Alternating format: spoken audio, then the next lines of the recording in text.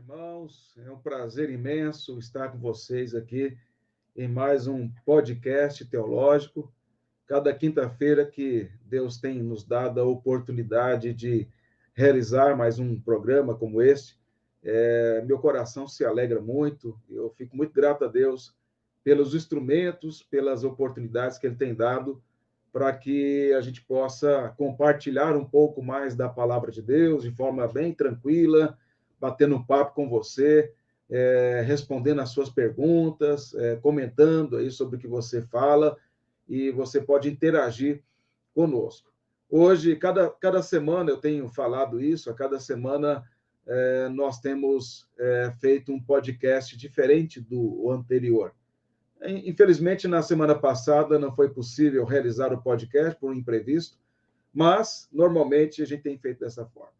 Então, hoje é um podcast diferente, onde eu vou entrevistar um convidado, perguntar sobre um tema específico, que é sobre o culto que glorifica a Deus. O que a Bíblia nos ensina acerca do culto, da liturgia, da adoração ao Senhor. Podemos adorar a Deus da maneira que nós entendermos, daquilo como nós gostamos, aquilo que nos agrada ao coração, ou existem alguns princípios na palavra de Deus que nos conduz, ou que deve nos conduzir na adoração. Então, é um assunto bem polêmico, dada a quantidade de igrejas que nós temos no Brasil, no mundo, as várias maneiras de culto e formas litúrgicas, e a gente precisa olhar para a Escritura para aprender.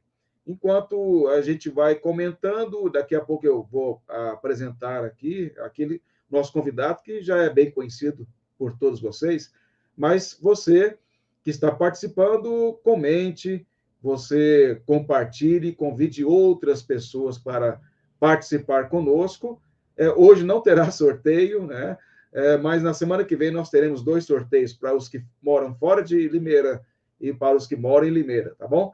Mas hoje vai ser um papo teológico aqui, e o meu convidado para esse podcast é o reverendo Wellerson Alves Duarte, conhecido, creio que por todos que estão aí participando, se não por todos, quase todos. Ele é presidente da Assembleia Geral da Igreja Presbiteriana Conservadora do Brasil.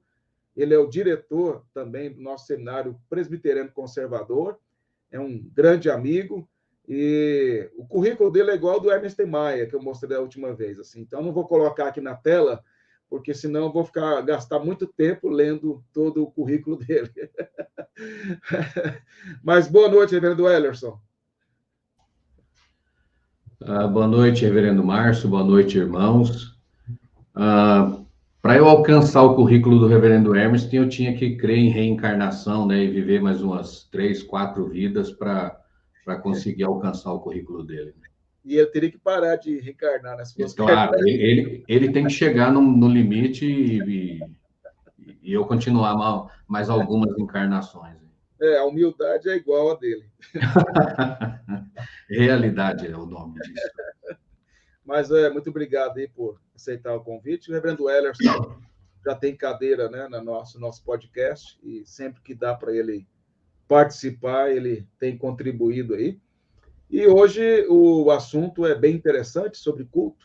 É algo que sempre é falado na nossa denominação, e é algo sempre tratado também em outras igrejas. Nós temos pessoas de várias igrejas aí participando, e graças a Deus, hoje, muitas participações. Antes de fazer a primeira pergunta para o reverendo Wellerson, eu vou aqui apenas fazer comentários acerca daqueles que estão participando conosco. Nós temos aí a Juliana participando. Hoje a Juliana está nos bastidores, né? Ela não está aqui diretamente, mas a semana que vem ela vai estar nos auxiliando aí. Um abraço aí para a Juliana, que sempre nos ajuda bastante aí na condução do podcast. Também o William, boa noite, amados, que Deus abençoe. Um abraço aí para o William. Também aqui a Maria Mornino Brito, graça e paz, um abraço para a nossa irmã. O Luiz, também aqui, como dizia meu velho pai, pastor Márcio, gente, cara, bondade. E por último aqui, depois eu vou colocando outros comentários, né, no decorrer do programa, mas aqui também a Silvia Rezende, Silvinha, querida Silvia.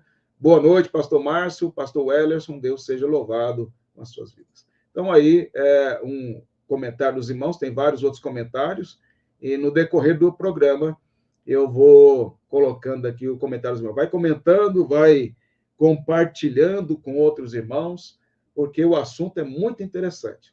Reverendo Wellerson, vamos lá, vamos para a primeira pergunta. Hoje eu estou aqui, para os irmãos saberem, no papel de entrevistador. Eu estou só aprendendo aqui, então não vou... Depois ele fala de humildade. Então nós vamos aqui só aprender. Mas vamos lá. Reverendo Wellerson, para iniciar, isso talvez seja algo natural para alguns, mas é possível que para outros não seja, dentre os que estão nos assistindo e os que ainda vão assistir. A Escritura, ela apresenta princípios normativos para a adoração, para a estruturação de uma liturgia. Existem princípios ali que devem ser seguidos e que devem ser observados na formulação de uma liturgia, na hora de adorar o Senhor, conduzir o povo em adoração? A princípio, sim. Quando a gente pensa em culto, e aqui nós estamos falando de culto como culto comunitário, não é? Porque quando a gente fala de culto, a vida tem que ser um culto, os cultos individuais são culto, o culto familiar é culto, mas aqui nós estamos falando do culto comunitário, o culto litúrgico propriamente, é quando o povo de Deus se reúne para adorar. E nós temos no Antigo Testamento o culto delineado de uma forma muito detalhada, né? Até a vestimenta do dirigente do culto, ela é descrita com riqueza de detalhes. Então, cada ato do culto, ele está bem delineado. No Novo Testamento, nós não encontramos a mesma coisa, não na mesma riqueza de detalhes que o Antigo Testamento. Mas nós temos os princípios, ou aquilo que nós chamamos de elementos do culto. Então, nós podemos dizer, à luz do Novo Testamento, que o culto tem oração, ele tem cânticos, ele tem leitura da palavra, ele tem exposição da palavra, ele tem a ministração dos sacramentos, batismo e santa ceia, e ele tem ofertas. Então, esses elementos nós encontramos no culto do Novo Testamento. Eles não estão colocados. Se nós quisermos encontrar uma ordem litúrgica no Novo Testamento, nós não vamos encontrar uma ordem litúrgica, né? Essa liturgia, ela foi construída ao longo do tempo pela Igreja, de modo que nós temos até algumas tradições diferentes. Então, a liturgia, ela não é algo absolutamente fechado, dogmatizado, os elementos são, a ordem não, mas nós temos princípios adotados pela Igreja Reformada, né, fundamentados em ordens litúrgicas usadas pelos puritanos, pela Igreja Reformada na Suíça, com Calvino, e a nossa própria igreja, né, já se reuniu nos anos 90 e definiu uma ordem litúrgica que é normalmente a ordem que nós seguimos. Então, na Bíblia, sim, nós temos os princípios. O que nós não temos é uma ordem litúrgica apresentada de forma clara no Novo Testamento. Ok, então as palavras aí introdutórias, né, Reverendo Wellerson. Está aí o comentário do Edgar de Souza Castro. Reverendo Wellerson possui luz na mente e fogo no coração. Cristo o abençoe. Então, aí, Deus abençoe. Obrigado aí pela participação dos irmãos, o Márcio. O Reverendo Eli também está participando aí. O Reverendo Eli está em Antonina, né? Então, um abraço para ele, para a esposa. Deus abençoe os irmãos de Antonina aí. Obrigado pela participação. Nós formamos juntos aí. Eu, o Reverendo Eli e o Reverendo Ricardo, nossa turma aí. Um abraço para ele. A Cristiane também participando, o Eliakim também participando. Deus abençoe os irmãos aí que estão, o seu Décio, o presbítero Décio aqui em Limeira, também assistindo. Muito bem, Reverendo Ellerson. Então, dentro do que o irmão colocou, existe uma resistência muito grande no meio evangélico com o Antigo Testamento por conta do dispensacionalismo. Então, essa ideia de que o Antigo é a lei e o Novo é a graça, então o Antigo é praticamente desprezado, e, na verdade, é desprezado mesmo, e usado apenas naquelas algumas passagens narrativas e usado de forma alegórica para as campanhas no meio evangélico. Até onde o que podemos dizer dos princípios, dentro do que o irmão já colocou, né, já mencionou alguns, mas até onde o Antigo Testamento serve como base litúrgica para nós, né? Uma vez que as cerimônias acabaram, elas se consumaram em Cristo, mas existem ainda algumas coisas que são permanentes e que a gente vê isso no Novo Testamento e que deve ser praticado pela igreja no culto. Olha, eu acho que, primeiro, a gente precisa fugir de dois extremos, né? Um é o do citado dispensacionalismo, que simplesmente desconsidera quase que completamente o Antigo Testamento.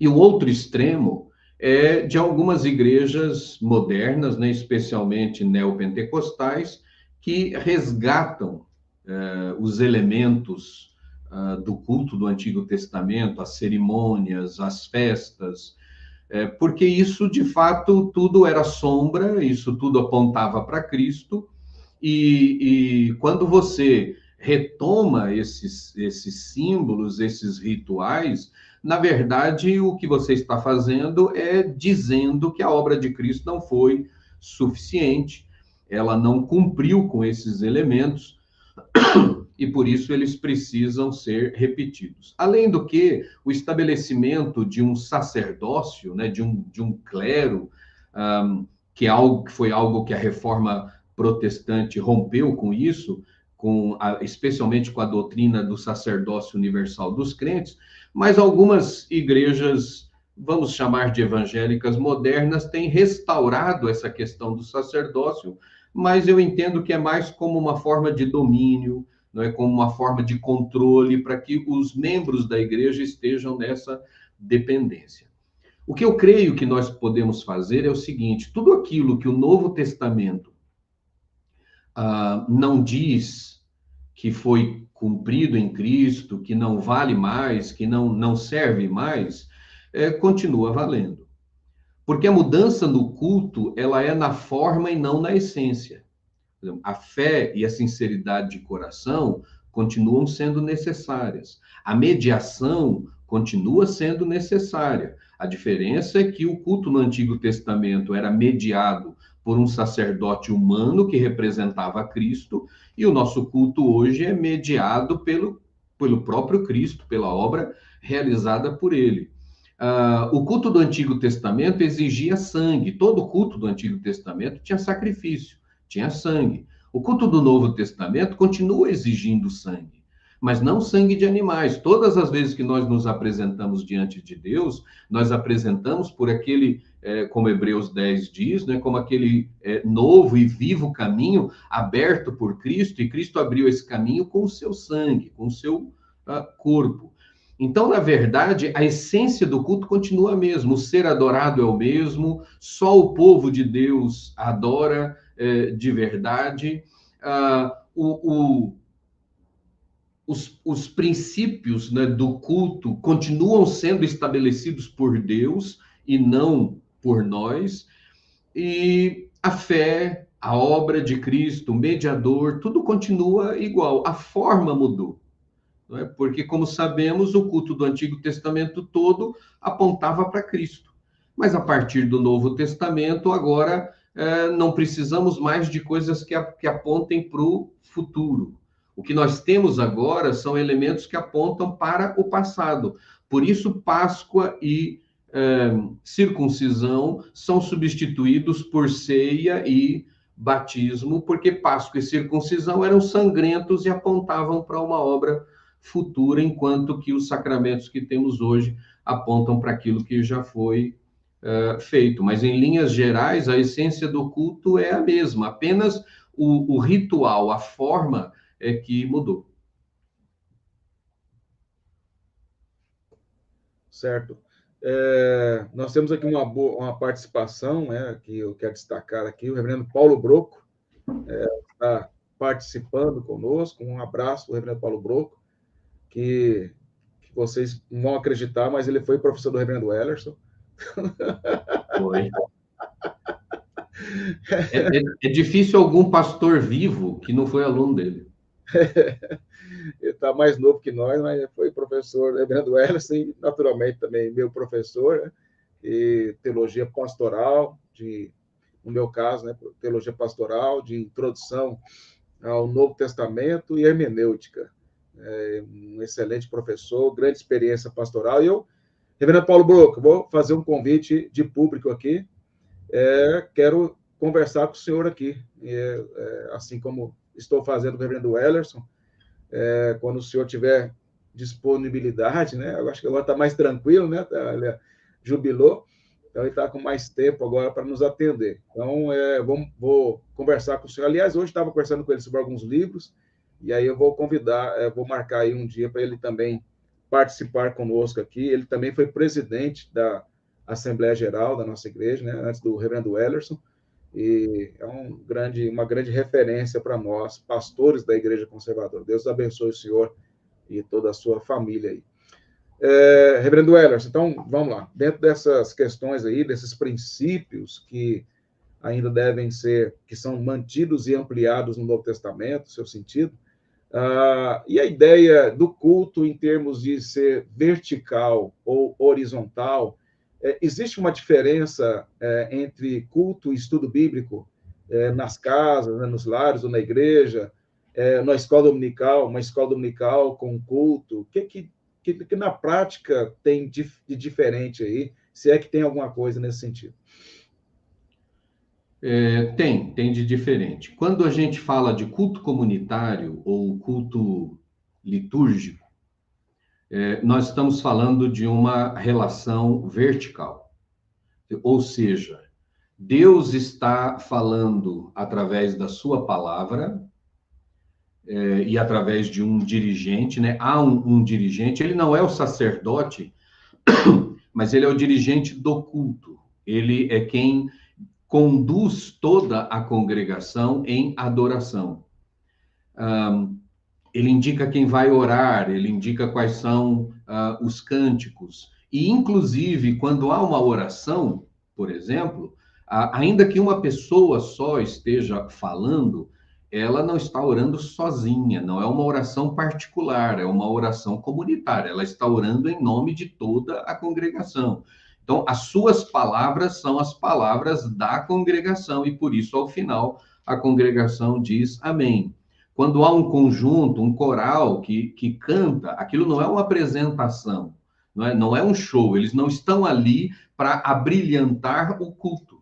Eles estão conduzindo a congregação em adoração. Mesmo que a congregação não esteja cantando junto com o grupo, o conjunto, o coral que está cantando, mesmo que eles não estejam cantando em voz audível, eles estão sendo conduzidos na mensagem daquela música em adoração ao Senhor. Então, quando nós falamos de uma relação vertical, nós estamos dizendo que há sempre, em todo momento do culto, há sempre alguém que está conduzindo todos os demais nessa relação direta com Deus.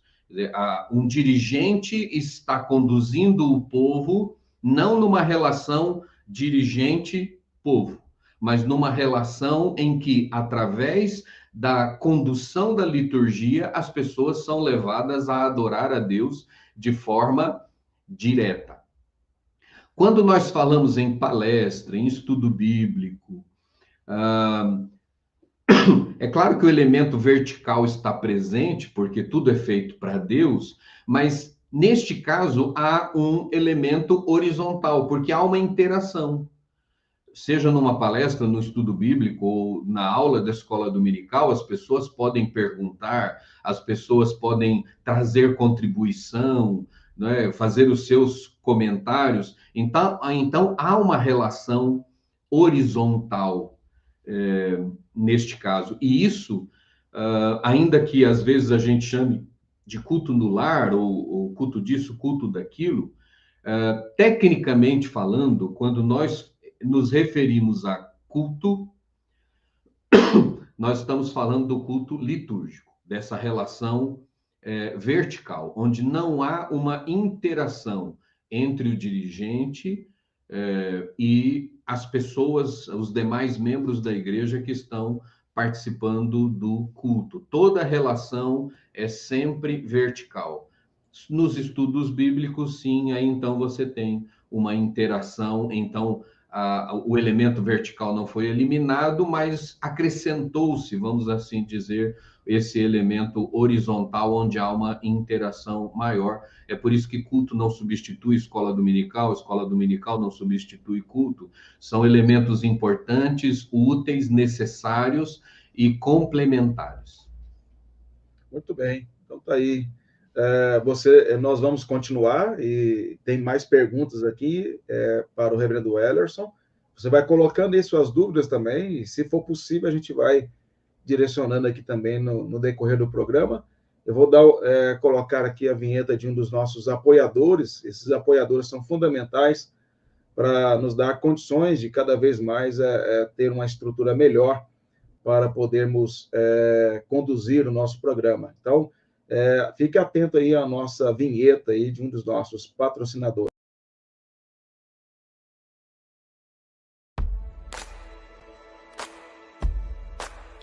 Chega o final de semana, você tem aquele desejo de reunir a família, os amigos, os irmãos em Cristo para fazer aquele churrasco, mas você não sabe onde comprar uma carne com preço justo e com qualidade.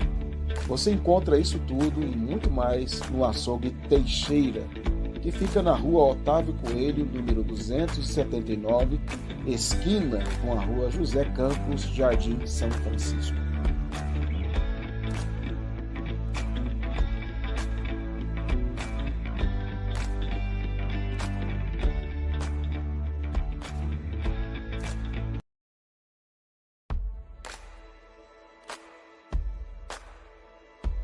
Premiata Sabor e Qualidade.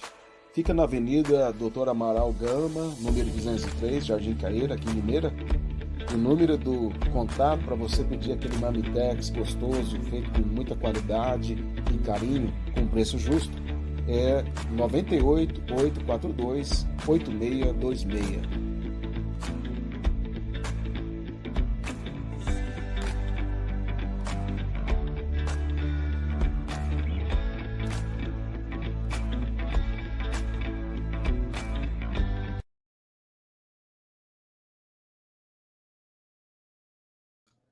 Nossos patrocinadores, né, que têm nos ajudado bastante, e os irmãos continuam aí participando aí. Nós temos participações aí da Aparecida Rosa, um abraço para ela, Maria Lúcia, minha esposa, Vanessa, né, a mulher mais linda desse mundo, participando aí, Ezequiel também participando, o Carlos Cleiton, né, participando conosco aí, um abraço para o meu irmão aí, Deus abençoe grandemente, o Adão também fez uma pergunta, daqui a pouco, Adão, vamos ver se dá tempo para responder a sua pergunta. Também aí o Leandro Freitas, também participando. Boa noite, irmãos. Deus seja louvado pelos pastores fiéis à Escritura. Deus seja louvado por esse podcast. Deus abençoe aí, Leandro, que grande parceiro aí, grande amigo, irmão em Cristo. Aqui também, participação aqui da irmã Maria. O reverendo Wellerson é um instrumento maravilhoso, usado por nosso Deus para tanto nos ensinar. Deus abençoe grandemente aos irmãos aí, a Nelly Dias também, participando aí conosco. Um abraço aí para nossa irmã querida. Muito bem, reverendo Wellerson, a igreja contemporânea, ela tem sido caracterizada no que diz respeito ao culto coletivo, a adoração a Deus, um culto cristocêntrico ou um culto antropocêntrico? E por quê? Olha, se nós formos generalizar, né, falarmos da maioria, eu teria que dizer que o culto hoje ele é caracterizado como um culto antropocêntrico e não cristocêntrico. E por quê? Porque se nós observarmos boa parte dos cultos, a forma como eles são realizados, e inclusive conversar com os organizadores, nós vamos ver que uma das principais preocupações, na verdade, eu diria que a principal preocupação do dirigente, do organizador, é com as pessoas que vão participar do culto. Então, é como tornar o culto atrativo às pessoas, como tornar o culto agradável às pessoas. Então, por exemplo, há um livro que chama-se A Revitalização da Igreja Segundo Deus, da editora Cultura Cristã, e num dos capítulos o autor trata sobre tipos de culto. E quando ele fala dos tipos de culto, ele fala exatamente de cultos antropocêntricos. Quer dizer, cultos que estão preocupados com os visitantes. Então, o que nós vamos fazer para que os visitantes se sintam bem e queiram voltar? Culto que visa as pessoas, os membros da igreja. O que nós vamos fazer para que os membros se agradem e não queiram trocar de igreja? E até cultos que são, ele chama de culto executivo, porque é um culto em que o objetivo é simplesmente cumprir uma tarefa. A direção da igreja se reuniu no final do ano, fez uma programação e então ele quer, no final do ano, reunir de novo, pegar a programação e verificar se a programação foi cumprida ou não. Então, cultos às vezes são organizados assim também, apenas e tão somente como algo que visa cumprir com uma tarefa. Vejam, eu não estou dizendo que o culto tem que ser desagradável aos visitantes, desagradável aos membros, que não tenha que haver planejamento. O que eu estou querendo dizer é que esse não pode ser o foco principal. Quando nós vamos organizar, quer dizer, alguém que vai organizar um culto, ele precisa, na verdade, se perguntar como nós podemos realizar um culto que seja agradável a Deus. Como a liturgia deve ser montada, como ela deve ser conduzida, de maneira que Deus seja adorado. E aí as pessoas, elas vão ser edificadas a partir daquilo que está acontecendo, elas vão se agradar do culto ou não, dependendo do quanto elas se agradam de agradar a Deus. Visitantes que forem tocados pelo Espírito Santo e pela exposição da palavra, pelo culto como um todo, vão voltar, mas o objetivo do culto não foi prejudicado.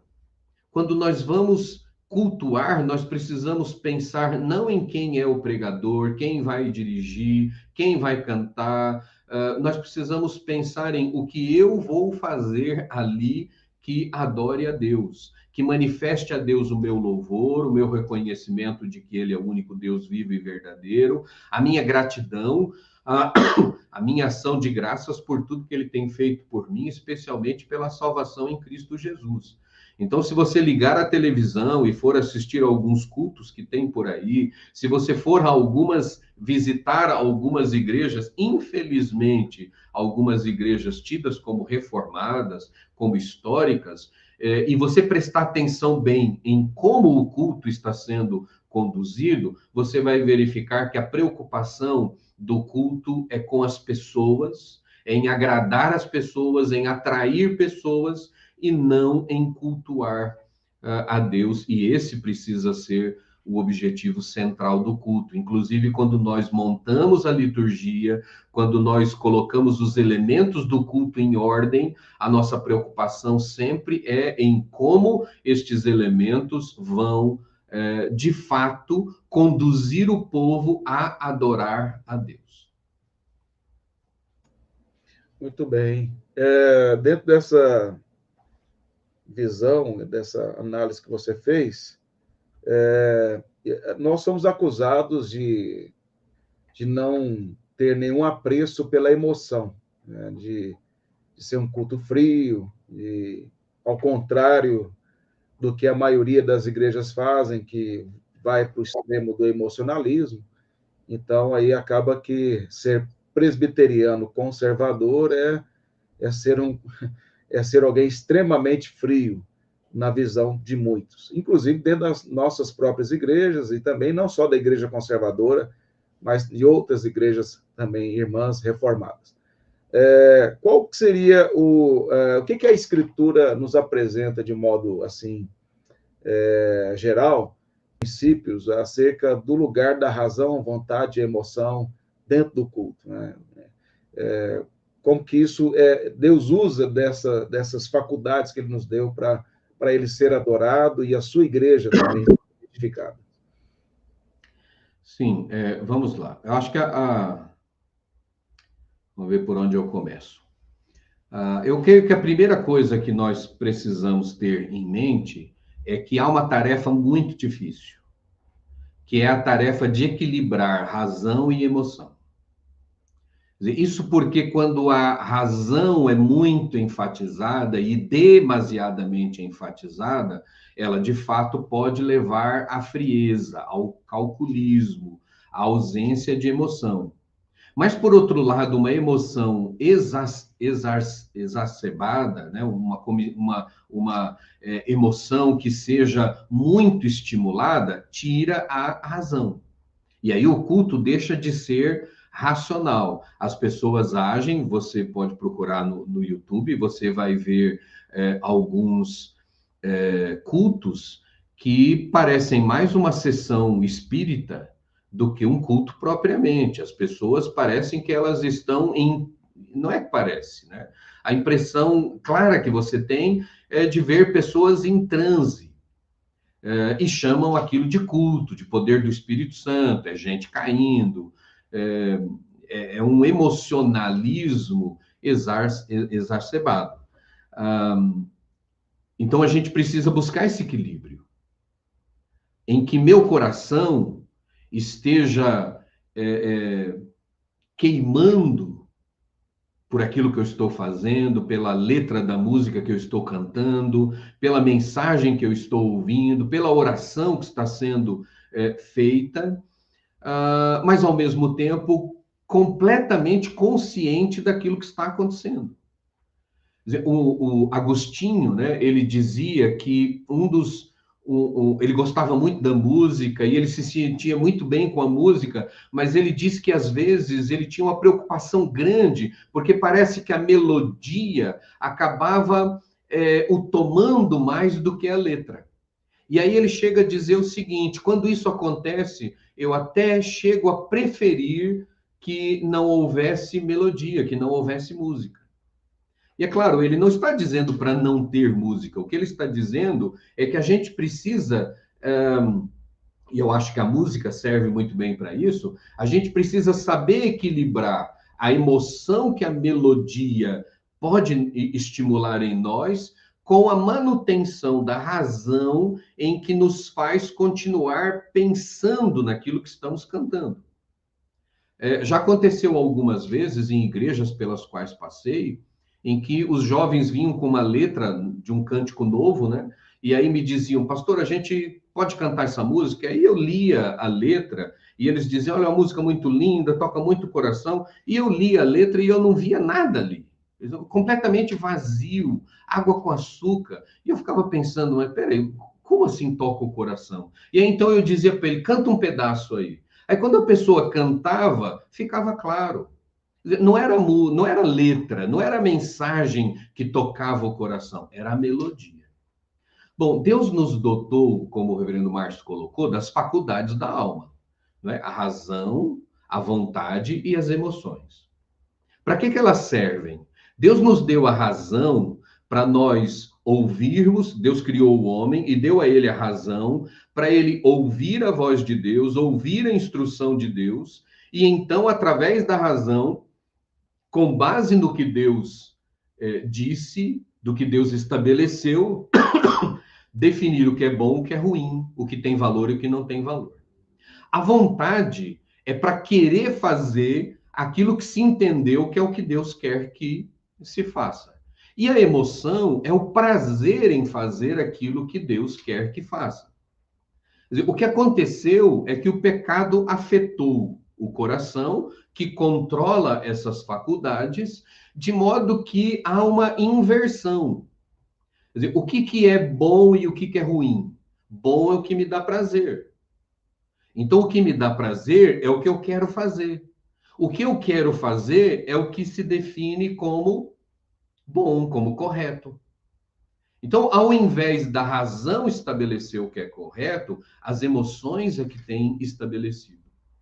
Então, algumas pessoas vão achar que o culto é frio, porque houve uma exposição real da Escritura, porque houve orações ordenadas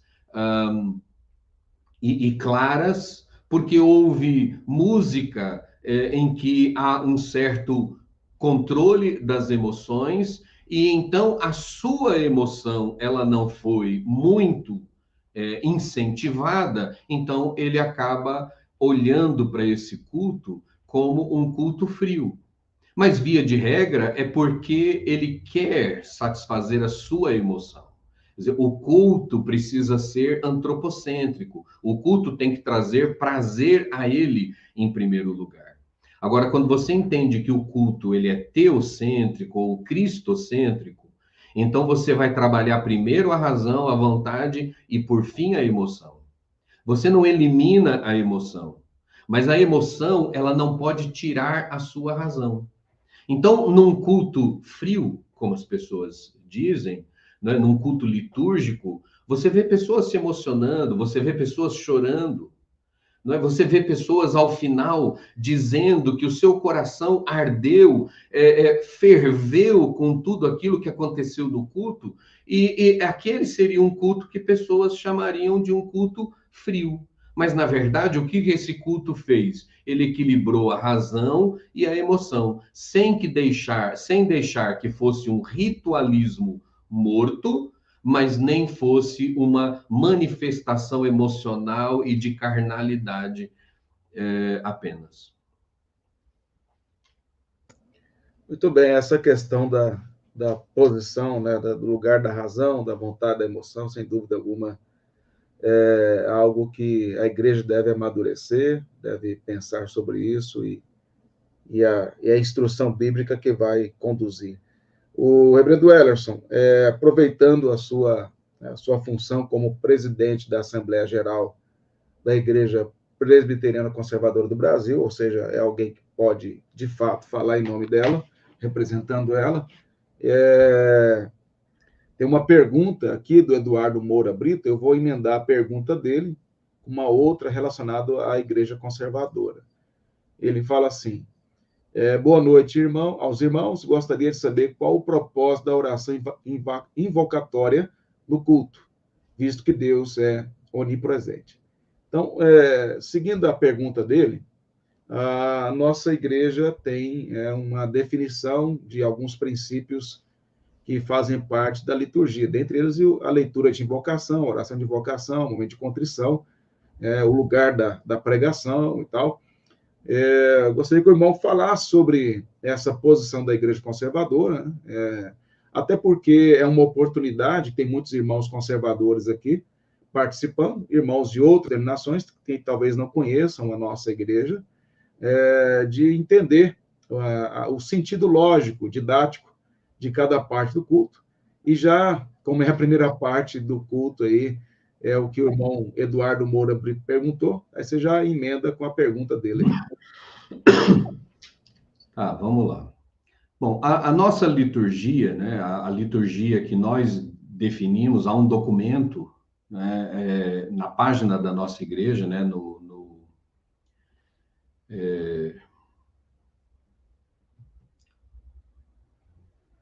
sumiu o nome do digesto. Então, há o digesto lá, e no ano 97, se não me engano, ou alguma coisa parecida com isso, o sínodo, houve um encontro de líderes, durante uma semana se discutiu sobre liturgia, e depois esse documento foi apresentado ao sínodo, que era a nossa Assembleia Geral na época, e aprovado e então tomado como deliberação para todas as igrejas. Então, nessa liturgia, nós temos, em linhas gerais, o momento de invocação, o momento de contrição, o momento de louvor, adoração, o momento de exposição das Escrituras e, então, a resposta àquilo que se ouviu. Essa organização, ela é didática. Respondendo à pergunta do Eduardo, primeiramente, há duas coisas que eu acho que precisam ser colocadas. A primeira é de que, apesar de Deus ser onipresente, por exemplo, quando nós falamos da ceia do Senhor, Cristo está presente na ceia do Senhor porque ele é Deus e ele é onipresente. Mas nós cremos que aquilo não é apenas um símbolo vazio. Há uma presença especial de Cristo no momento da celebração da ceia. Então, mesmo sendo Deus onipresente, existem momentos em que nós o vemos se manifestando de forma especial na Escritura. Mas o ponto principal é o seguinte: nós não invocamos a Deus porque ele não está lá, não é para que ele venha, não é para que Deus venha até nós. Nós invocamos a Deus, nós lemos a Bíblia, oramos e cantamos, invocando a presença de Deus, para nós termos consciência diante de quem nós estamos nos colocando. Então, não é que nós chegamos no templo, Deus não está lá, então antes de começar o culto, nós chamamos Deus para o culto e aí começamos o culto. Não, a invocação, ela serve para nos lembrar diante de quem nós estamos nos colocando. Da mesma forma em que o momento de contrição, vamos dizer assim, o momento de contrição não é o momento que você reserva para pedir perdão dos pecados da semana inteira. Quer dizer, você não vai tomando consciência dos seus pecados e dizendo assim, preciso guardar esse para eu confessá-lo lá no momento de contrição. Não, assim como o momento de invocação, ele tem como objetivo nos conscientizar diante de quem nós estamos nos colocando, o momento de contrição tem como objetivo mostrar quem nós somos, pecadores e indignos. Então, veja, você primeiro lembra diante de quem você está entrando. Você está entrando na presença daquele que está sentado no alto e sublime trono. Você está entrando diante da presença daquele que os serafins estão dizendo santo, santo, santo. Aqueles que os serafins cobrem o rosto para se colocar diante da presença dele. E aí, na sequência, você é lembrado que é homem de impuros lábios, que habita no meio de um povo de impuros lábios, e que, portanto, você não é digno de estar na presença do Senhor. Mas o anjo, como na visão de Isaías 6, ele vem com a brasa, toca nos lábios e diz: os seus pecados estão perdoados. Então, esse momento é mais um momento didático, para nós nos lembrarmos quem nós somos. E, claro, caso alguém se lembre de algum pecado que não confessou, esse é o momento de confessar. Porque se você está lembrando quem você é e diante de quem você está se colocando, então é um momento, sim, de reflexão e busca de pecados que possivelmente não tenham sido confessados. Ou ainda a súplica a Deus, como Davi fez, de que ele nos perdoe de pecados que nos sejam ocultos, pecados que cometemos e não nos demos conta, né, de que cometemos. Mas aquele é o momento em que nós reconhecemos que precisamos ser limpos, precisamos ser purificados para que o nosso culto alcance a presença de Deus. Então, a liturgia ela é montada para quê? Para nos conduzir para o ponto alto, que é a mensagem. Ela é didática, ela nos lembra diante de quem nós estamos nos colocando, aí ela nos lembra quem nós somos, pedimos perdão, então, perdoados, nós adoramos a Deus, nós louvamos o seu nome, nós rendemos ação de graças, e então, assim, somos preparados para ouvir a exposição da palavra e, na sequência, respondê-la. Uma coisa muito interessante de se fazer, inclusive, é uma liturgia temática. Então, vamos supor o seguinte, o sermão vai ser sobre reações em meio à crise. Então, você invoca o Deus que nos auxilia na crise. Você pede perdão a Deus porque reagiu ou reage mal algumas vezes na crise. Aí você agradece a Deus e louva a Deus por suas ações no meio da crise. Então, todo o seu espírito, o seu coração está sendo preparado para você ouvir uma exposição sobre reações humanas em meio à crise, as positivas e as negativas. É só emendar aqui uma colocação. Então, nesse sentido, é a mensagem que determina o tema da liturgia. Sim, é a mensagem. Então, nesse caso, o pregador, ele sabe o que ele vai expor, via de regra, é ele quem faz a liturgia, né? Ou mesmo que uma outra pessoa faça, né? Já aconteceu de eu ir pregar em alguma igreja, e então o pastor vai conduzir a liturgia, e ele me pergunta qual é o tema do sermão, qual é o texto, e aí então eu passo, e lá no caso dele, ele monta uma liturgia didática nesse sentido de preparar as pessoas para ouvir a pregação e depois didática para que ela responda aquilo que ela acabou de ouvir. Então, isso acaba fortalecendo a mensagem, as aplicações, a ideia, porque todo o culto preparou a pessoa exatamente para esse ponto alto que é a pregação. Mesmo que não seja temática, a preparação é a mesma. Né? Você só não está seguindo o mesmo tema, mas você é chamado à presença de Deus, você confessa seus pecados, você agradece a Deus por quem Ele é, você adora a Deus por quem Ele é, e então você vai ouvir a palavra desse Deus, que é o Deus que você invocou, é o Deus que você pediu perdão, é o Deus que você rendeu ação de graças e louvor, e no final você vai responder aquilo que acabou de ouvir com oração, com cântico. Muito bem, então, toda a liturgia e, naturalmente, a mensagem é totalmente didática, para ensinar, porque a escritura é didática. Né? Uhum.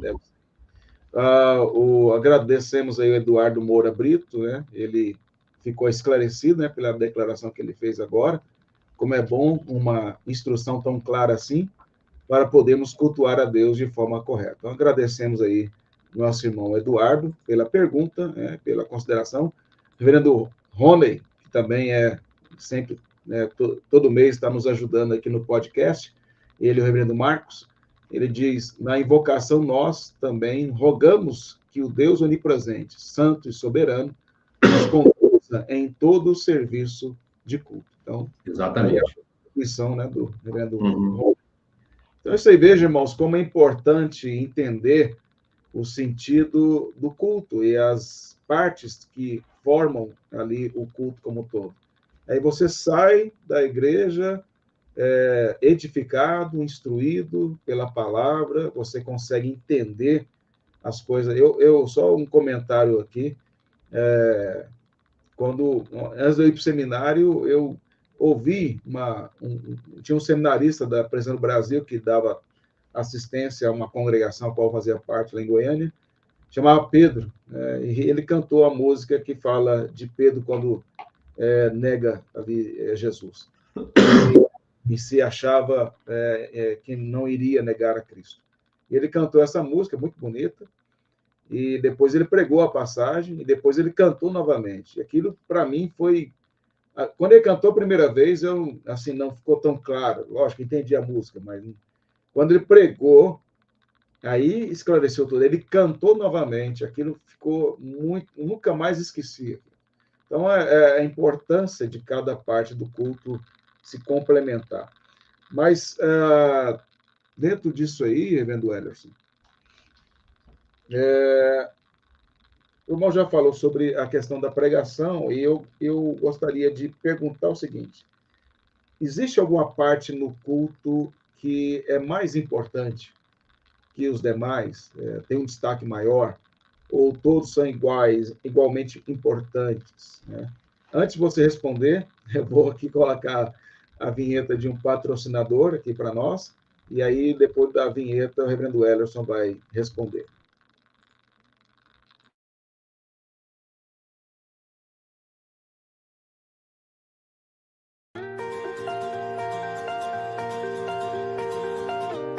Você quer conhecer uma loja que atende bem e que te venda peças e acessórios para bike justos e de ótima qualidade?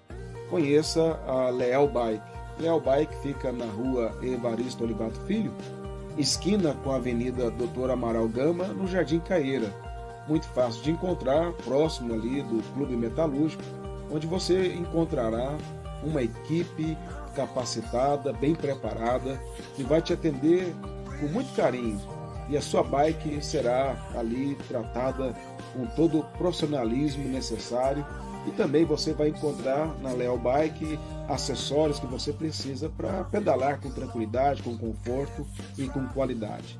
Leal Bike, na rua Evaristo Olivato Filho, esquina com a Avenida Doutor Amaral Gama. Leal Bike.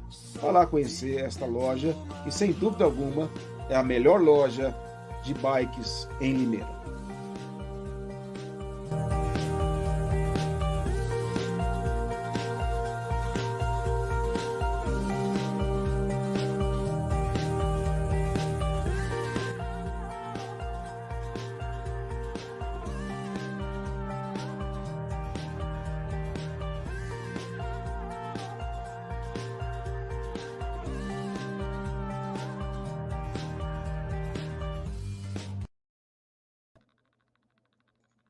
É isso aí. Quando eu falo que realmente os nossos apoiadores, eu sou cliente de todos eles, é verdade. O Leal Bike aí, a minha bike sempre é levada ali, eu compro todos os equipamentos que preciso ali para poder pedalar com segurança. Quem pedala sabe que em trilha tem que ter muita segurança, nas descidas, às vezes a bike pega 40, 50 até 70 km por hora. Então precisa ter um buraco ali, alguma coisa, você tem que estar com freio bom e amortecedor e a bike bem revisada. E no Leal Bike você encontra tudo isso. Além também do açougue Teixeira, que é onde o reverendo Elas ficou morrendo de vontade de comer uma picanha, né, e eu tenho certeza disso. Quando ele vier me visitar, né, que faz tempo que ele não vem, e aí eu vou fazer para ele uma picanha assada aqui, para ele poder comer lá do açougue Teixeira. E também a Premiata, né, que é onde também eu sempre estou ali pegando marmitex, ou vou ali comer junto com meu filho, com a minha esposa, então é um atendimento fantástico. E o Sérgio, né, o Sérgio Automecânica Sérgio, também um lugar onde você pode levar o seu carro e ter a certeza de que será feito de forma honesta ali, analisado pelo Sérgio.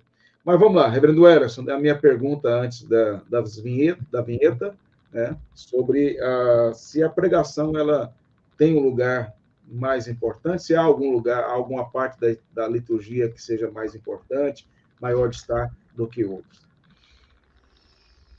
Ah, sim, e é a pregação. Porque, por exemplo, como foi colocado, né, numa liturgia temática, né, o que define o tema da liturgia? A pregação. Ela é que vai definir. A pregação é o ponto alto, ela é o clímax do culto. Nós vimos aí na invocação, contrição e na adoração, subindo, e depois na resposta você está descendo para o fim do culto. Então, o ponto alto é a pregação. Isso não quer dizer que as outras partes não sejam importantes, mas elas são importantes, inclusive, porque elas preparam, como já foi dito, elas preparam para a pregação. O momento da pregação é o momento em que Deus fala com o seu povo. É claro que em cada texto que foi lido ao longo do culto, é Deus falando. Quando nós oramos, quando nós cantamos, nós estamos respondendo à fala de Deus. Mas o momento em que você tem essa fala de uma maneira mais clara, mais demorada, é o momento da pregação. A ponto, inclusive, de nós podermos dizer, eu digo isso quando eu ensino sobre culto, que se não houve pregação, exposição da palavra, não houve culto. A gente pode chamar aquilo de qualquer coisa, de reunião, de encontro, mas não de culto. E é possível que você tenha um culto sem algum dos elementos. Você pode, às vezes, unir, quando o culto, o tempo de culto é curto, então você pode, na invocação, já confessar os pecados. Você pode ter, no momento da adoração, algo mais curto. A ideia é assim, é como de um corpo. Um corpo, ele pode funcionar algum tempo sem um dos rins, e ele pode até funcionar algum tempo sem nenhum dos dois. Uma hora vai morrer, é verdade. Mas ele pode funcionar durante algum tempo sem um dos dois. Mas ele não funciona tempo nenhum sem o coração. Ele não funciona tempo nenhum, pelo menos não em termos de vivacidade, se o cérebro, né, se houve a decretação da morte cerebral. Então, existem órgãos do nosso corpo que nós chamamos de vitais, porque sem ele não tem jeito. Então, no culto, nós poderíamos dizer que o órgão vital é a pregação. Tudo tem que girar em torno dela. Ela tem que ser o ponto alto, o ponto principal, o clímax do culto, e é aquilo que define, inclusive, o culto, porque é o momento em que Deus vai falar de forma direta ao seu povo. Muito bem. Então, aí, irmãos, muitos esclarecimentos. Tenho certeza que os irmãos têm aprendido bastante aí. Temos uma excelente participação aí no nosso podcast, um dos momentos mais altos aí, com a graça de Deus. Continue compartilhando. Esse podcast vai ficar gravado tanto na minha página pessoal, como a página do podcast, e também no canal no YouTube do IBGI, do Instituto Bíblico Graça Irresistível. Aliás, se você deseja fazer algum curso de teologia à distância, nós temos um curso feito dessa forma. O Instituto Bíblico Graça Irresistível oferece um curso assim, para que você possa, no conforto da sua casa, estudar a palavra de Deus com boa instrução. Ao final, nós vamos colocar um vídeo aí falando mais sobre os nossos cursos, para que você possa conhecer. Reverendo Wellerson, sobre essa questão de que a pregação ocupa esse lugar vital na liturgia, e naturalmente, então, sem ela não há culto, né, porque aí fica sem cérebro ou sem coração, pelo que eu entendi, né, é isso. A igreja reformada, na sua maior parte, né, ou em algumas partes dela, como eu digo aí, não apenas a igreja conservadora, mas igrejas irmãs, igreja reformada no Brasil, quais são os maiores problemas litúrgicos que você enxerga em muitas igrejas, não digo denominações, mas igrejas locais, que às vezes não pratica aquilo que a igreja, a denominação, tem como posição bíblica e reformada? Quais são os problemas que nós mais temos vivenciado aí em nossos dias? Em igrejas locais, com pastores, né, que, na verdade, são os pastores os maiores responsáveis, para o bem ou para o mal, né, em termos de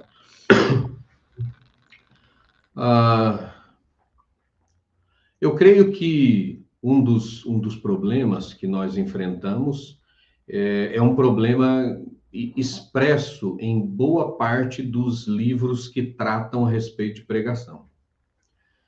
Praticamente qualquer livro que você ler sobre pregação dos anos 70 para cá, você vai encontrar o autor dizendo que a igreja vive uma crise nos seus púlpitos.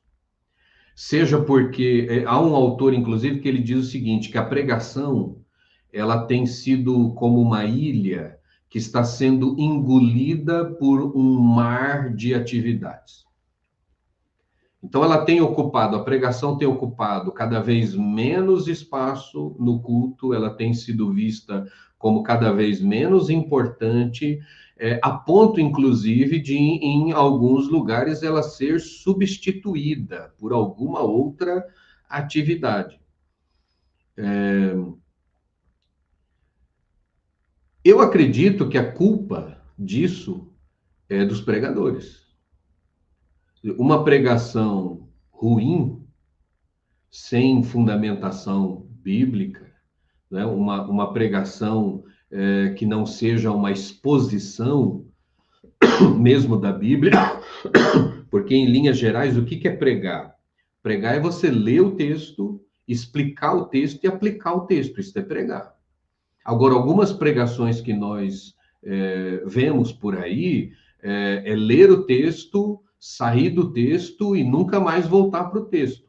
A pessoa lê um texto por pretexto e aí sai falando coisas as mais variadas e, no final das contas, quem ouviu não sabe exatamente onde queria conduzir, o que se queria ensinar. Então, eu creio que o principal problema que a igreja reformada, moderna, tem com que se preocupar é com a pregação, é com a qualidade, a fidelidade na pregação. Agora, a partir disso, eu até já abordei isso há um pouco atrás, né, quando falei da igreja contemporânea e do culto antropocêntrico. Um outro problema são os cultos criados para atender pessoas, para atender determinados grupos, cultos para personalidade. Por exemplo, alguns anos atrás, eu vi, né, publicado aí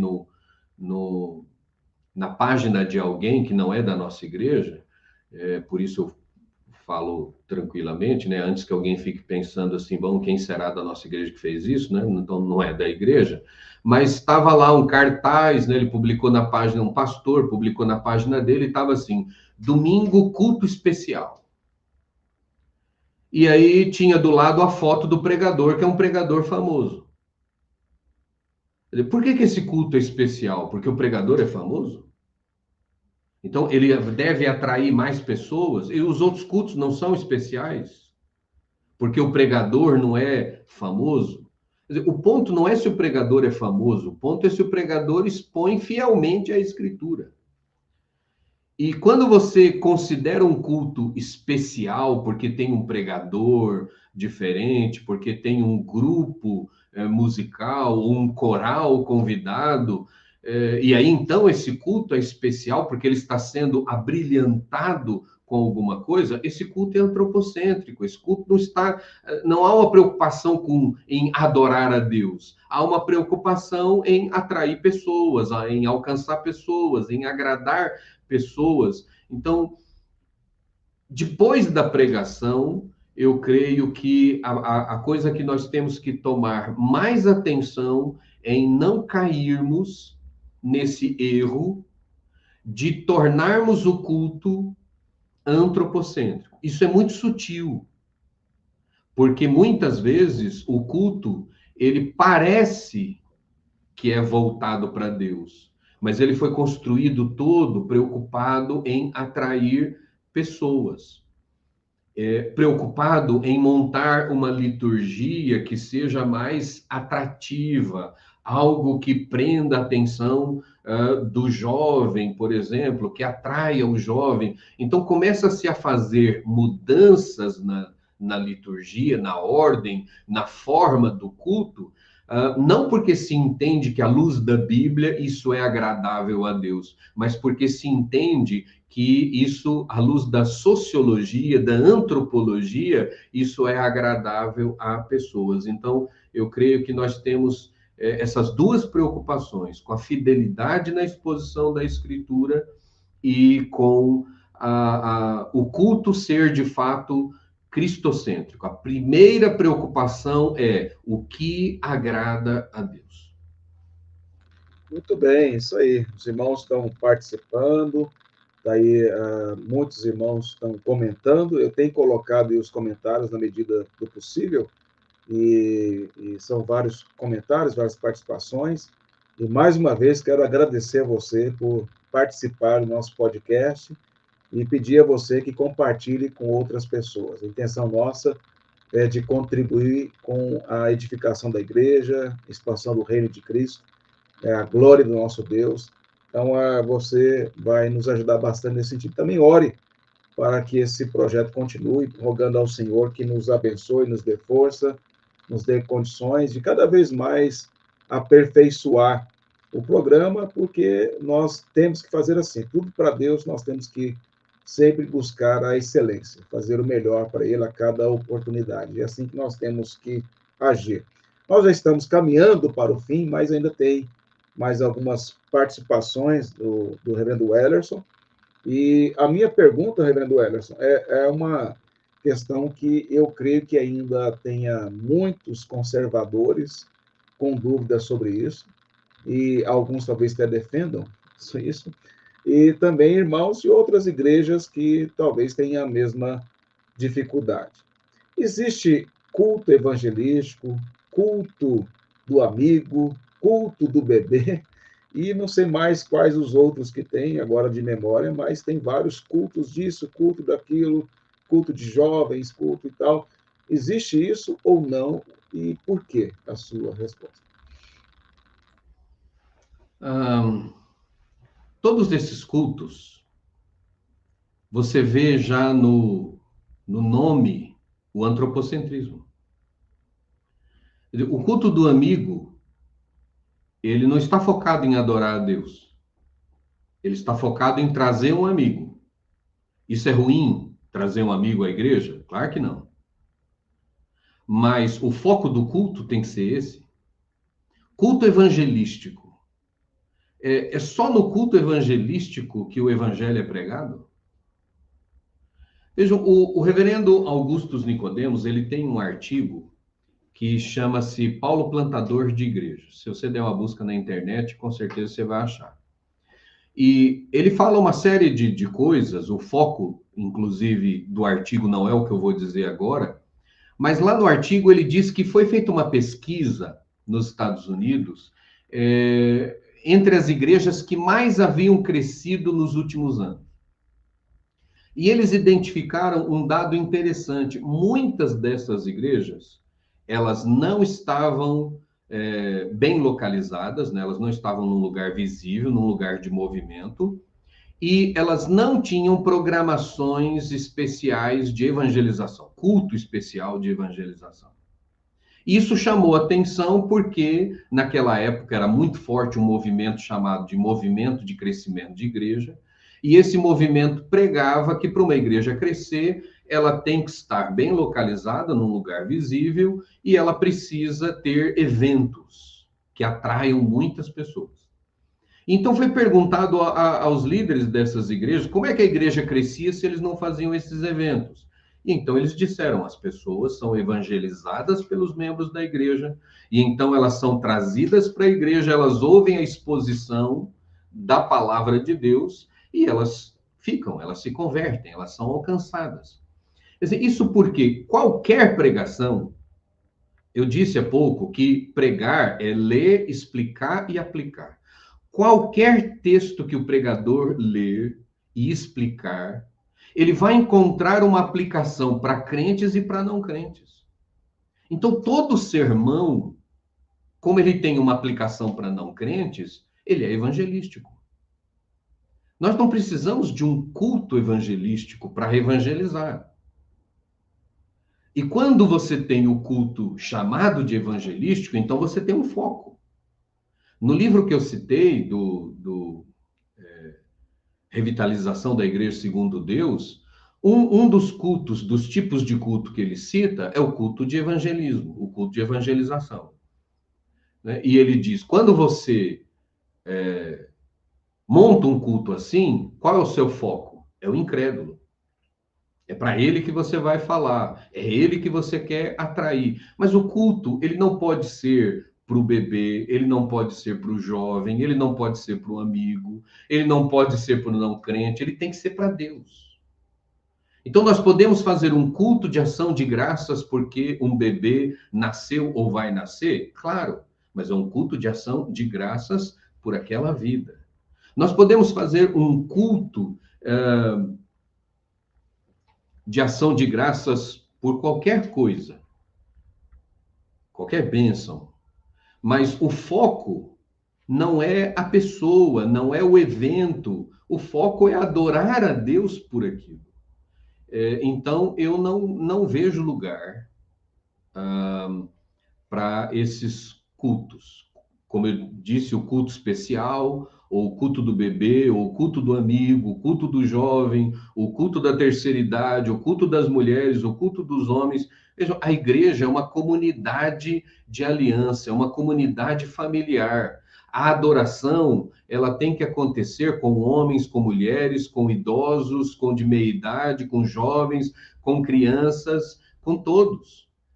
E os incrédulos devem ser trazidos, os amigos, familiares devem ser trazidos para ouvir a pregação da palavra e, querendo Deus, ter a sua vida transformada. Mas isso não num culto especial para isso, no culto regular da igreja, porque, como eu disse, toda pregação, ela tem como você fazer uma aplicação para crentes e uma aplicação para não crentes. Muito bem, estamos aí. Joia. Você criou uma crise no reverendo Paulo Broco. Ele está dizendo que vai ter que Ele está de mudar. brincadeira. Isso é piada. O reverendo Paulo Broco ficou com crise agora. Então, vai obrigado, reverendo Paulo Broco, pela participação aí, né? E pela brincadeira, mas muito joia. Nós estamos caminhando para o fim e eu vou pôr uma última vinheta e após ela o reverendo Ellerson vai fazer as últimas considerações sobre o culto e também é uma oportunidade para ele falar um pouco da igreja conservadora, até para que mais pessoas possam conhecer as nossas igrejas, né, visitar e conhecer a nossa denominação. Então, eu vou colocar aqui a vinheta, e aí, então, nós vamos, depois o reverendo Ellerson vai fazer as considerações finais.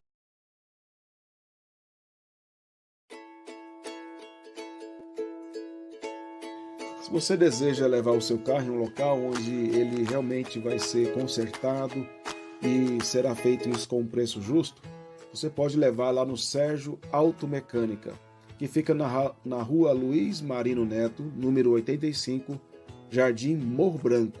Você pode entrar em contato pelo telefone 9831-25309 ou também você pode entrar pelo telefone, contato pelo telefone 3452-3825. Você não vai se arrepender ao conhecer a Sérgio Automecânica, levando o seu carro para que possa ser consertado de forma correta e por um preço justo. Sérgio Automecânica, Rua Luiz Marino Neto, número 85, Jardim Morro Branco.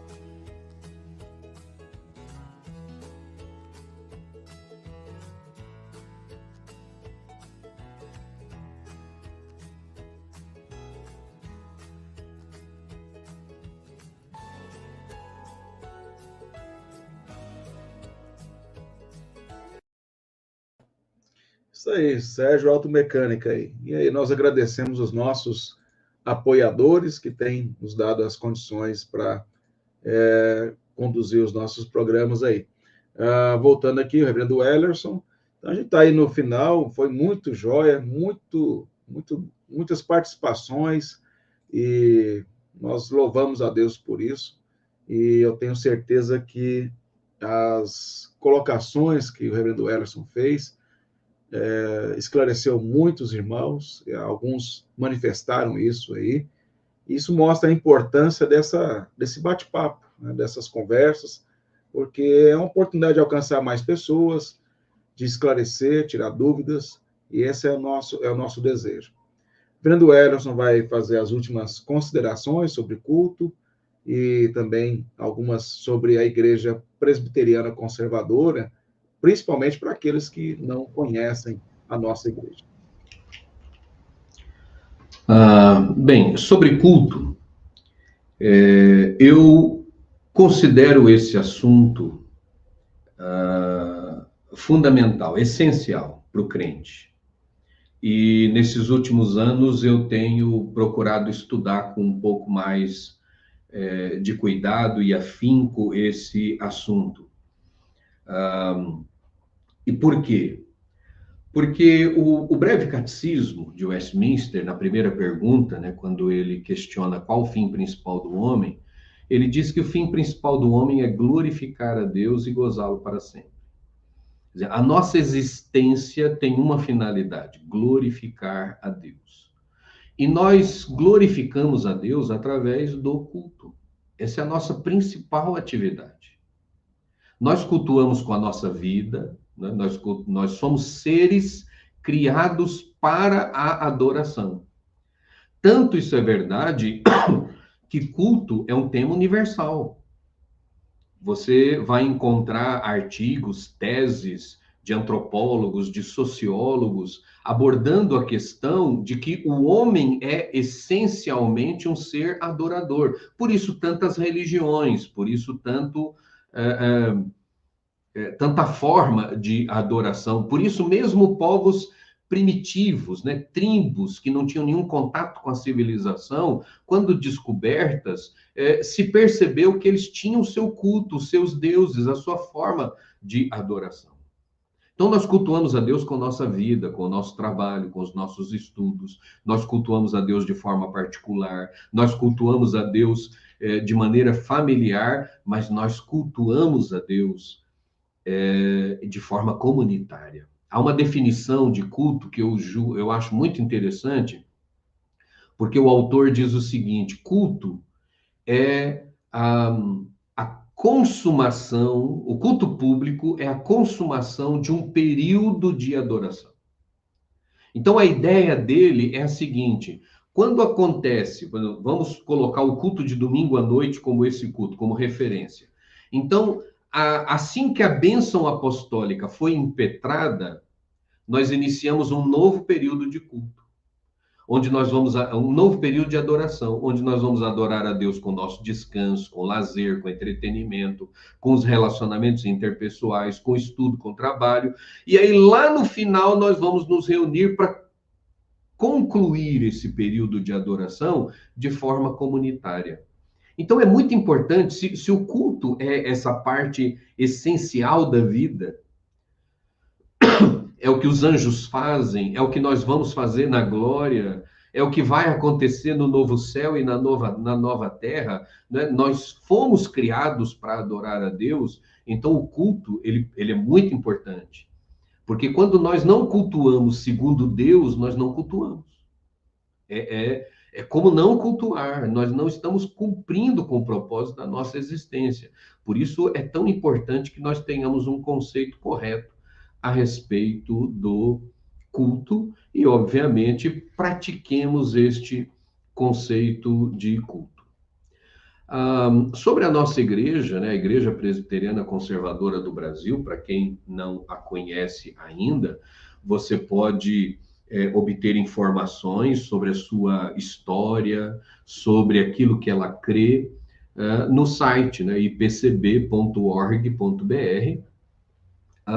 Mas eu posso dizer que a nossa igreja é uma igreja, é um ramo da Igreja de Cristo, não é o único, ela não é sectária, ela não entende que é a única certa, ela é uma igreja que tem a sua identidade e que existe pela graça de Deus e ela busca ocupar o seu espaço no desenvolvimento do reino, né? Ser um agente do reino na terra, com a sua identidade, com as suas convicções reformadas. Nós subscrevemos os símbolos de Westminster, né? Confissão de fé, breve catecismo, catecismo maior. Nós somos uma igreja de regime presbiteriano, né? Representativo, e somos uma igreja que procura servir ao Senhor com fidelidade, com as nossas falhas, com as nossas limitações, já que somos pecadores, mas buscamos pela graça servir ao Senhor. E se você então não conhece a Igreja Conservadora, no site ipcb.org.br, você vai ter mais informações, inclusive endereços, né, de igrejas, congregações, pontos de pregação, onde talvez tenha um aí perto da sua casa. E qualquer informação maior que nós pudermos dar, é só entrar em contato conosco e nós teremos prazer em atender aqueles que nos procurarem.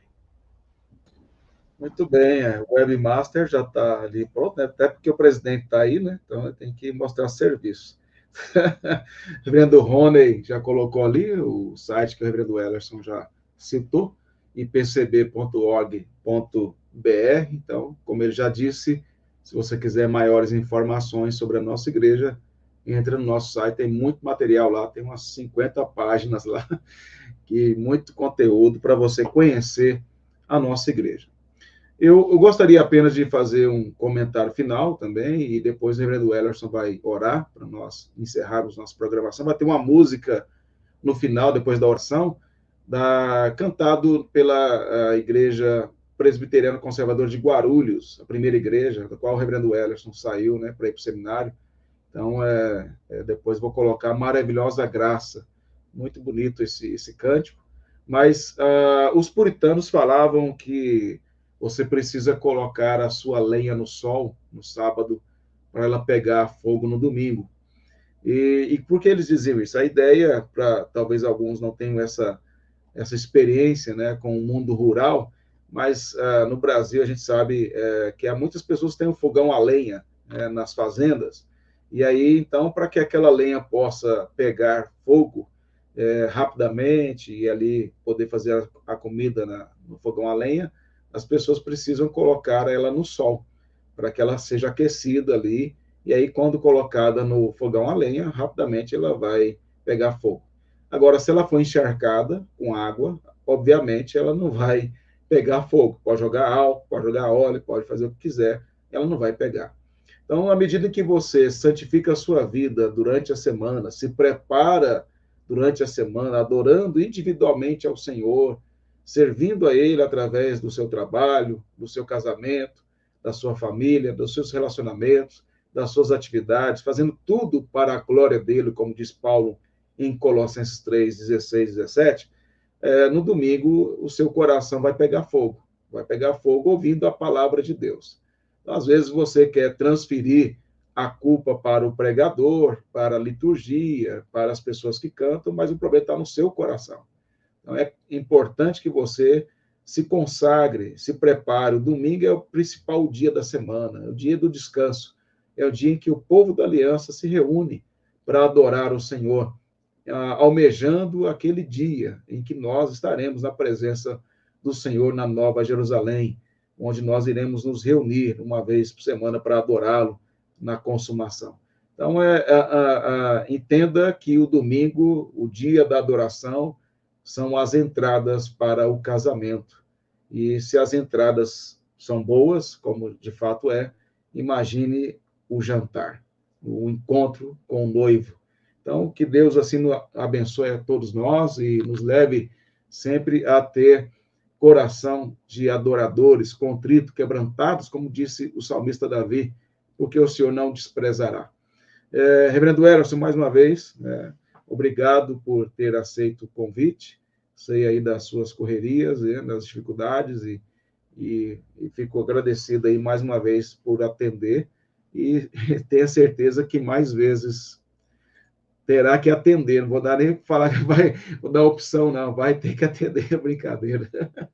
Tá igual o reverendo Hermstein, né? Ele tinha combinado comigo um dia, e aí teve um imprevisto, e, reverendo Márcio, não pode ser hoje, mas eu fico muito constrangido, ele até comentou isso na live. Eu falei, você pode fazer, a gente pode fazer na quarta-feira, mas o senhor vai ficar devendo para mim outra, então, nessa condição. Então, podemos fazer, mas o senhor já fica certo que vai ter que participar outra vez. Então, da mesma maneira aí, reverendo Ellerson, sempre contribuindo muito aí com a instrução da palavra de Deus. Deus abençoe os irmãos que participaram conosco até aqui. Deus esteja derramando sobre cada um dos irmãos a graça e misericórdia, sobre você e sua família, e nos preparemos, como hoje aprendemos, para o culto do próximo domingo nas nossas igrejas. Estejamos nos preparando para esse grande momento em que nós nos reunimos com outros irmãos para adorar ao Senhor, e tendo a convicção e a certeza de que em várias partes do mundo outros irmãos estão adorando ao Senhor. Mas um dia nós estaremos no mesmo lugar adorando ao nosso Deus. Essa é a nossa esperança, a nossa firmeza inabalável. Reverendo Ellerson, então, nos conduz a Deus em oração, encerrando, então, o nosso programa. Ok, vamos orar. Soberano Deus, nosso eterno e glorioso Pai, nós louvamos o Teu nome por esta oportunidade em que pudemos conversar sobre este assunto tão importante, tão caro para a Tua igreja, que é o culto público. Aquele momento em que os Teus filhos se reúnem para render a Ti a honra, a glória que é devida ao Teu nome, para ouvir a Tua instrução e ser assim alimentado para seguir com a sua vida, buscando glorificar-te, sendo agente do teu reino, onde o Senhor coloca a cada um. Nós pedimos assim, ó Pai, que abençoe os teus filhos, abençoe a tua igreja, para que ela busque na tua palavra sempre as orientações necessárias para a adoração. Que haja sempre a preocupação principal de te agradar, de te bendizer, de ter um culto que alcance a tua presença como aroma suave pelos méritos de Cristo Jesus. Esteja, Senhor, fortalecendo os teus filhos, abençoando-os em todas as suas atividades, para que em tudo o teu nome seja glorificado através daquilo que os teus filhos realizam. Permita-nos agora, ó Pai, ter uma boa noite de descanso, um sono reparador, a bênção de despertarmos com vida e saúde para um novo dia, e que neste dia, Senhor, todas as nossas atividades sejam consagradas a Ti. Essas bênçãos, ó Pai, nós rogamos, já agradecidos em nome de Cristo Jesus. Amém, Senhor. Muito obrigado, Reverendo Ellerson. Pode despedir, fica à vontade. Reverendo Márcio, obrigado pela oportunidade. Cada uma das pessoas aí que participou, muito obrigado. Doutor Edgar, que participou logo no início, é um irmão querido, ele é juiz de direito aqui em São Bernardo, e como os irmãos viram, ele tem um coração muito gracioso, né? Os olhos dele enxergam mais na gente do que, na verdade, existe. E a Maria e o Eduardo também é um casal muito precioso para nós, e assim como o doutor Edgar, eles também têm olhos muito bondosos. E a cada um dos irmãos que participou, muito obrigado pelas perguntas, pelos comentários, e Deus abençoe a cada um, e Deus continue abençoando esse trabalho para que ele continue sendo útil para o crescimento da igreja, né? O crescimento do conhecimento da nossa igreja e de todos aqueles que assistem. Amém. Muito obrigado, reverendo. Deus abençoe. Uma boa noite. Boa noite, despedindo aqui do reverendo Ellerson. Uma boa noite a você que esteve até o final do nosso programa. Deus abençoe grandemente.